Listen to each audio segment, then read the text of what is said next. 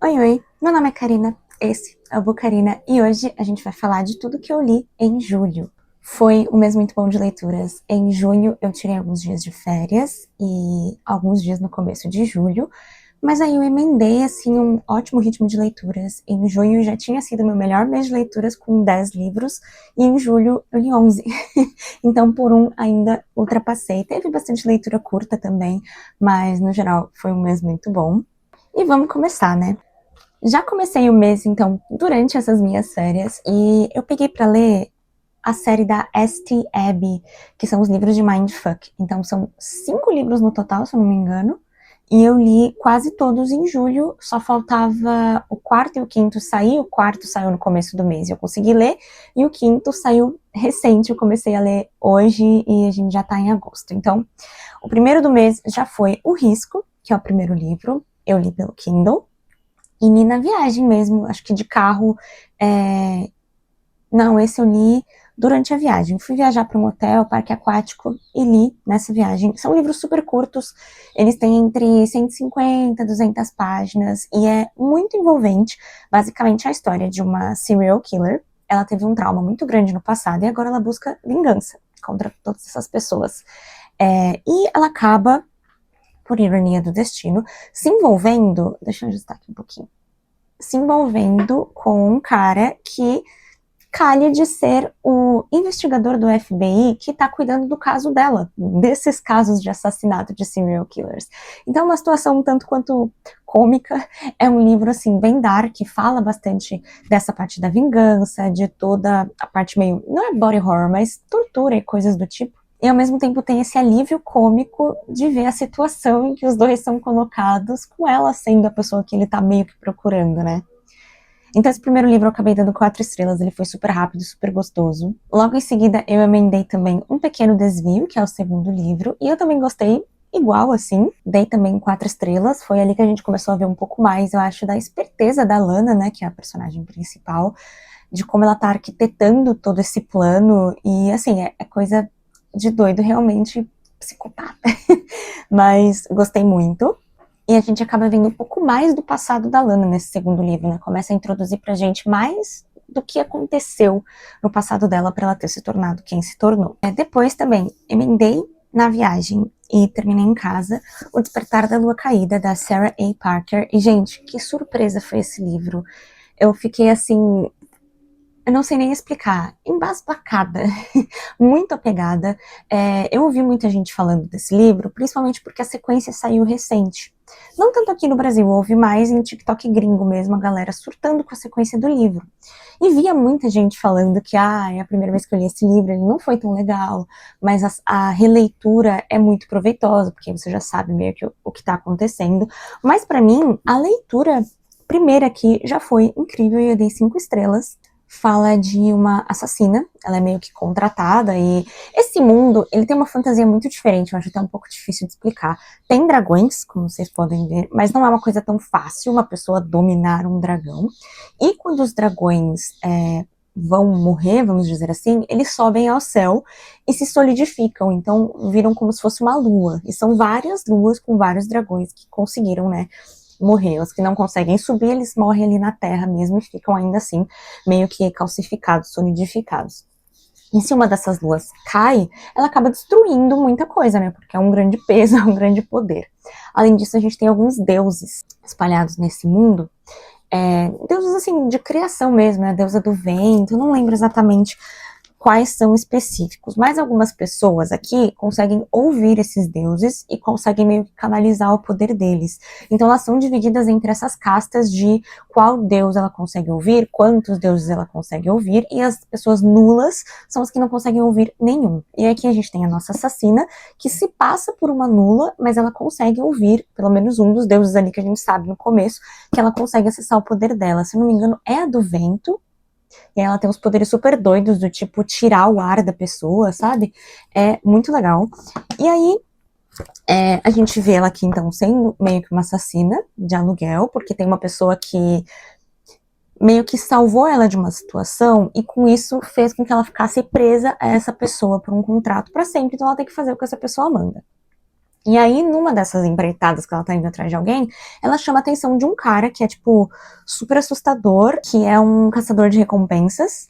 E ela, obviamente, tem uma recompensa sobre a cabeça dela, né?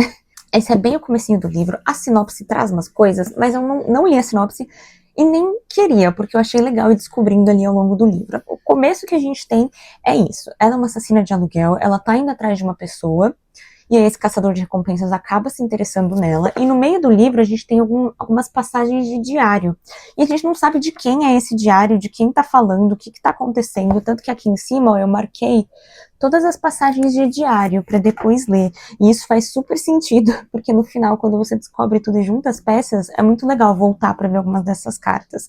A diagramação do livro é lindíssima, ó, os capítulos são assim. Eu marquei um monte de coisa, é um slow burn, também tem romance, é uma romantasia, mas é muito, muito, muito slow burn. E eu estou muito curiosa para a sequência do livro, realmente. Já tá comigo, inclusive, eu quero ver se eu consigo ler ainda em agosto, porque eu achei a escrita desse livro muito bonita, os personagens muito bem descritos. Eu não sou muito fã de slow burn, mas aqui eu achei que fez super sentido. E toda essa parte da magia do livro é muito diferente, então eu gostei bastante. Tem várias coisas assim ilustradas, tem um glossário aqui no final também para explicar todas essas coisas, como por exemplo aqui explica um pouco dos brincos, né? As pessoas, elas são identificadas com um furo na orelha e um brinco, uma joia, para se identificar com qual deus elas falam. Então aqui mostra que vermelho é o Ignis, fogo, azul é Rain, água, transparente é Cloud, ar, que é a que a gente sabe que a Rave fala, Rave é a personagem principal, e marrom é o Boulder, terra. E aí a gente tem então a Rave como personagem principal e o Khan Vagor, não sei se é assim que se fala, gente, que é o nosso caçador de recompensas. Eu sei que o livro é lindíssimo, a história dos dragões é lindíssima, eu fiquei apaixonada nesse livro, sério. É isso, dei 5 estrelas. Depois, eu li A Hora da Estrela, da Clarice Lispector. Para esse livro, eu dei 4 estrelas, mas ele me surpreendeu muito. Eu fiz um monte de marcação num livro tão curtinho desse, no final ainda chorei, porque eu ficava relembrando as coisas e repassando as frases que eu marquei, pensando, e é lindíssimo esse livro. Eu só não dei 5 estrelas porque o começo dele é muito esquisito. A gente tá vendo uma pessoa narrar a história da Macabea, não ela mesma, e aí no começo ele fala muito mais de si mesmo, né, do narrador, do que dela, e o livro inteiro é um fluxo de consciência, mas esse começo eu achei muito lento, muito esquisito, e eu já tava tipo, nossa, vou odiar esse livro. E aí quando a gente entra realmente na história da Macabea, aí tudo muda, e é lindíssimo. Eu terminei já querendo reler, fiquei relendo frases, assisti o filme, é muito, muito bom, e é super curtinho, gente, vale a pena ler. É realmente a história. São frases simples, mas que assim, tem muitas camadas, e ai, não sei explicar, gente, o quanto esse livro me pegou, a história de uma mulher nordestina que vem trabalhar em São Paulo, e a gente vê o quanto ela não sabe, sabe, de nada, no sentido, não aprendeu que ela pode querer diferente, não aprendeu que ela pode amar, que ela pode desejar, que ela, sabe, na sua insignificância, ela sofre, vamos dizer assim, né? Ela se encaixa em qualquer caixinha que empurrarem ela e aceita qualquer ofensa que jogarem para ela, porque ela não sabe que ela pode ser e querer mais. Então, vale muito a leitura. Aí eu ouvi em audiobook No Rastro da Mentira, da Amy Tintera, não sei se é assim que se fala, e dei 3,5. Como um livro físico, eu acho que isso não funcionaria para mim. A história é bobinha e tal, mas em audiobook eu achei muito divertido. Fala de uma garota que ela foi acusada de assassinar a melhor amiga na cidade dela, e ela não tem memória nenhuma dessa noite. Então ela crê que ela não fez isso, mas ela não tem como provar, e também não conseguiram provar que foi ela, então ela simplesmente muda de cidade. Até que um podcast desses investigativos, que se eu não me engano se chama No Rastro da Mentira, começa a falar do caso dela e vai para a cidade natal dela para ficar investigando isso, e a avó dela meio que faz ela voltar para a cidade com a desculpa de que é meu aniversário e tal. Ela acaba voltando e se envolvendo com esse cara do podcast, né, para tentar descobrir a verdade, se foi realmente ela que fez isso ou não. Eu achei o livro divertido para ouvir em audiobook. Eu tava sempre dando risada enquanto eu fazia atividades assim no dia. Eu ouvi muitos audiobooks. Estou incluindo muito os audiobooks na minha rotina. E eu achei muito divertido nesse parâmetro, assim, nesse quesito, né? Então, tinha os trechos de podcasts narrados de forma diferente, e ele é bem humorado, mas eu acho que se eu tivesse lido esse livro, eu teria achado muito chato. Então, funcionou pelo formato. Mas, assim, divertido. E aí eu segui pra sequência de Mindfuck com Anjo Escarlate, que eu já dei 4,5, então eu gostei mais do que o primeiro e do segundo. A gente vê uma irmandade sendo formada ali entre a Lana e uma outra personagem que eu achei muito legal de ver. E aqui tem um caso, então, que ela meio que resolve, que é fantástico. Assim, vamos dizer. É muito bom.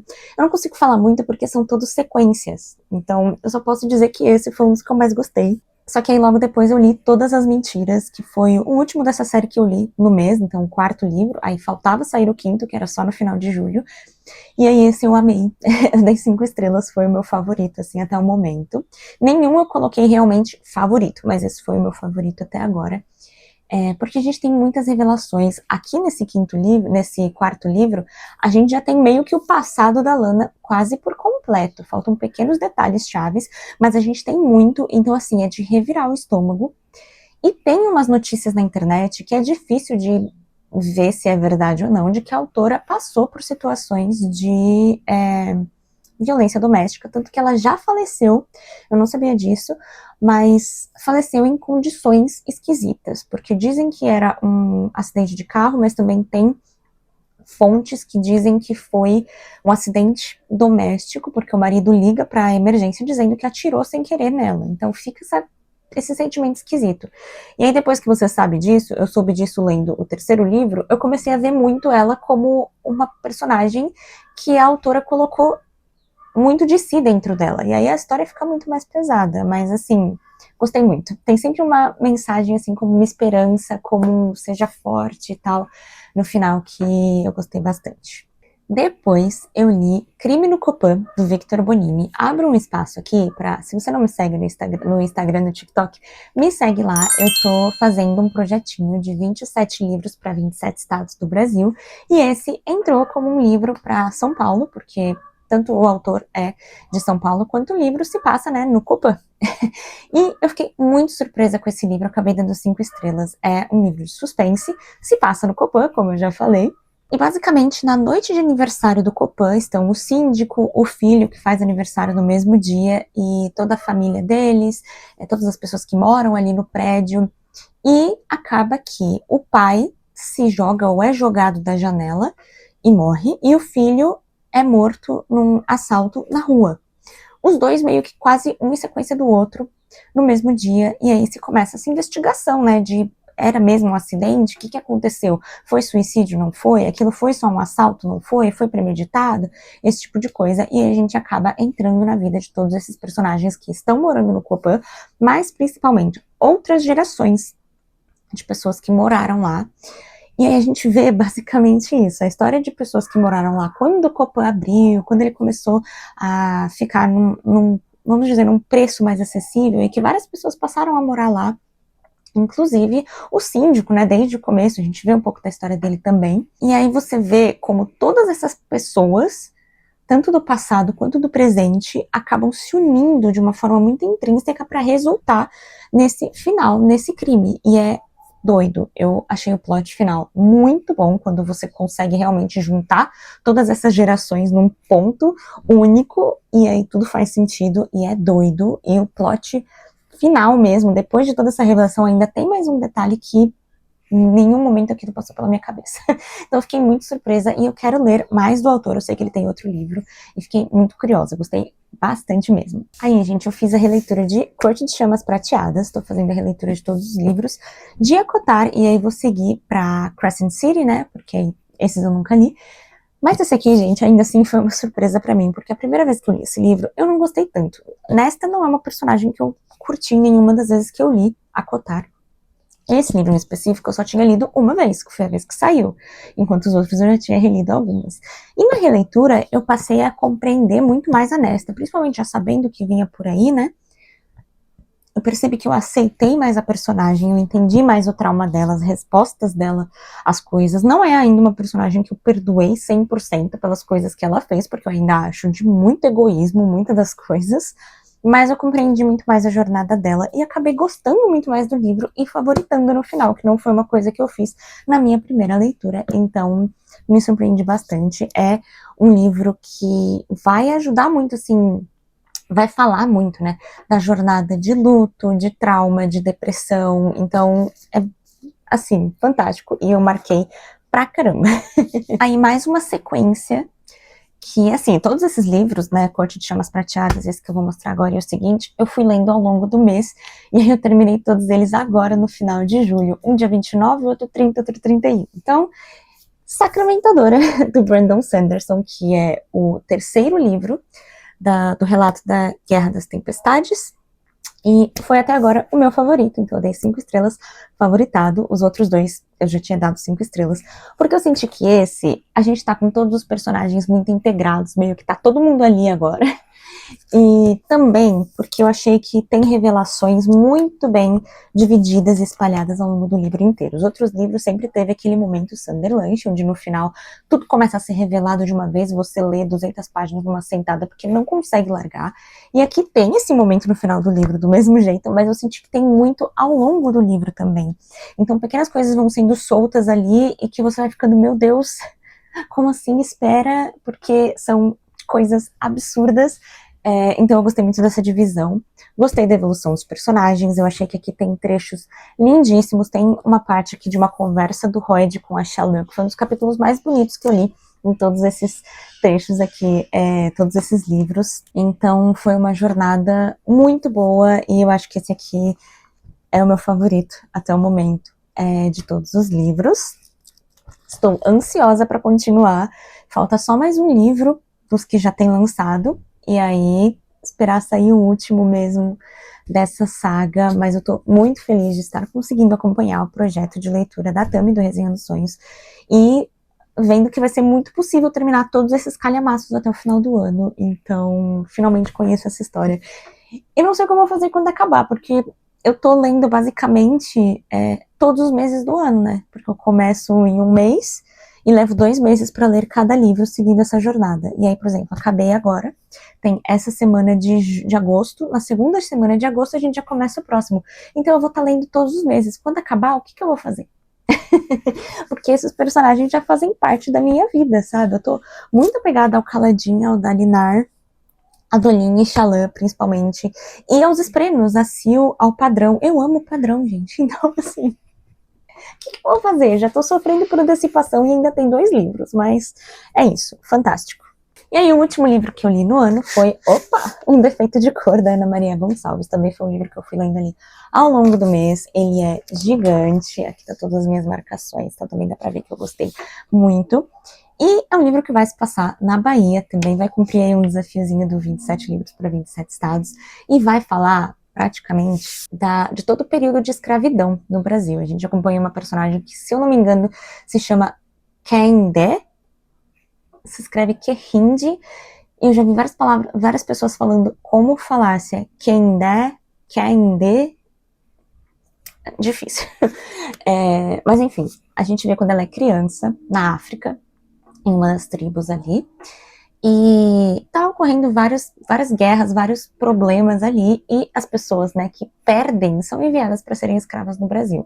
No caso, ela é só uma criança com a irmã gêmea dela, a mãe, o irmão e uma avó. E aí, num desses confrontos, acabam assassinando a mãe dela e o irmão na frente dela, da irmã e da avó. Esse é logo assim, tipo, a abertura do livro, que já me chocou extremamente. E, entre muitos precalços, as 3 acabam sendo mandadas para serem escravas no Brasil. E a gente acompanha tudo, desde o momento que elas são pegas, toda a viagem no navio pro Brasil, que é uma coisa, assim, monstruosa, foi doloroso. E eu lia mais ou menos umas 30 páginas por dia. Eu até brinquei que todo dia eu sofria, porque não importa, ela tá falando de uma coisa muito legal e de repente ela narra uma parte horrível e é doloroso.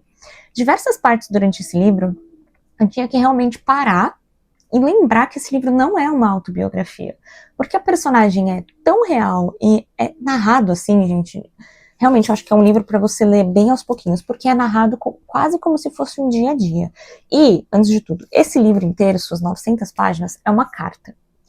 Uma carta escrita pela personagem principal em 3 dias para uma pessoa que a gente não sabe quem é. Até mais ou menos a metade do livro ainda fica meio assim, para quem que ela tá escrevendo isso, para quem que ela tá contando essa história. Até o momento que a gente realmente descobre quem é. Então, é uma carta de punho.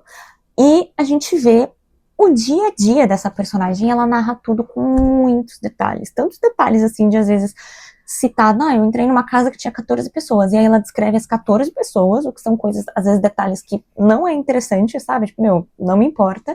E muitas vezes ela mesma fala aqui no livro, tipo, eu sei que isso talvez não deve estar te interessando, e que não seja importante pra história, mas eu preciso falar só pra também me provar, saber que eu lembro quem são essas pessoas, que eu dei importância pra elas, sabe? Então, é bizarro, porque eu ficava pensando como é possível que essa mulher escreveu esse livro, sabe? É muita pesquisa, são muitos dados, é um romance histórico muito bem fundamentado, mas por horas eu sentia que era uma biografia, que não tem como essa personagem não existir, simplesmente não tem como. Então, ela também brinca muito com aquele negócio tipo foreshadowing, estilo Brandon Sanderson. Por vezes ela falava tipo, porque aí eu estava com esse cara e falando para essa pessoa da carta, né? E mal sabia eu que era a última vez que eu ia vê-lo. E aí você fica, hã? Não, peraí, como assim? E aí ela só vai falar sobre aquilo 50 páginas depois. Então solta a bomba e vai embora. E ela faz isso muitas vezes. Então, principalmente quando ela tá narrando momentos felizes. Então tá tudo bem, tá tudo dando certo, você fica feliz pelos personagens, e aí ela solta uma bomba dessa assim, de essa pessoa morreu. E aí você fica, não, calma aí, mulher. Então, eu amei esse livro.